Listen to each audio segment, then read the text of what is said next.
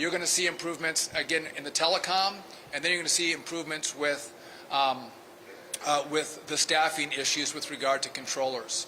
I'm going to turn it over in a second to the Deputy Administrator, but I also, again, I fly, this is my airport, I fly out of Newark, and I think a lot of people were frustrated by the fact that they were booking flights, and because of the issues we were having, their flights were hours delayed and then maybe even canceled.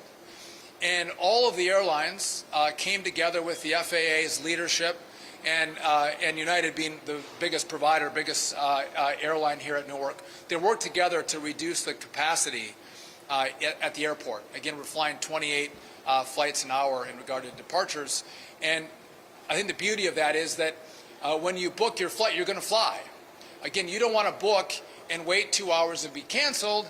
If you book, you want your plane to take off, and so we are at an agreement now where, again, if you come to this airport, by the way, Chris or Scott said we've got some even better pricing right now at Newark. So if you want to book at Newark, you might get a little better deal if you're coming out of this airport. But if you book, you fly, and that's critical. That's important.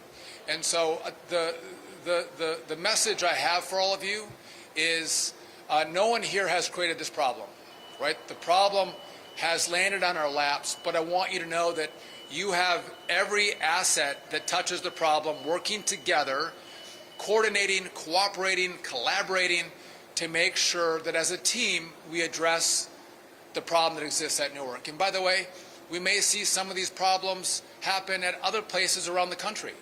And with the same kind of energy and fervor, we're going to address those problems should they come up.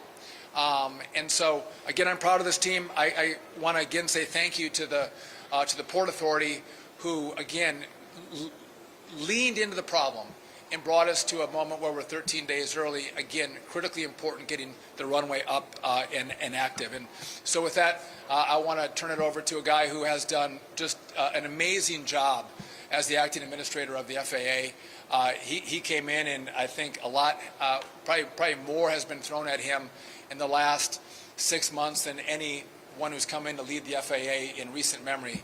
Acting Administrator Chris Rusholo. Thank you, Mr. Secretary.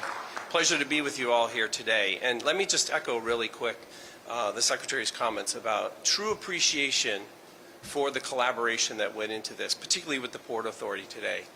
We are actually using the new runway today for departures, and that's a big deal. Way ahead of schedule, and certainly contributing to a safe and efficient operation. I would also say our next steps are to go, we're going to have our technical operations people go out and certify that new runway for arrivals as well. It's going to take a little bit longer, simply because we want to make sure that the equipment there is certified, is flight checked, and so that's going to take a few more days. But we're really proud of that collaboration that brought everybody together to be able to utilize that extra runway today. I would also note that, as the Secretary talks about, a lot of the work that went into this in advance, so we're running a 28 arrival rate right now. Once we certify that extra runway with the new arrival instrument landing systems, we'll be able to move up to 34 rate arrival per hour.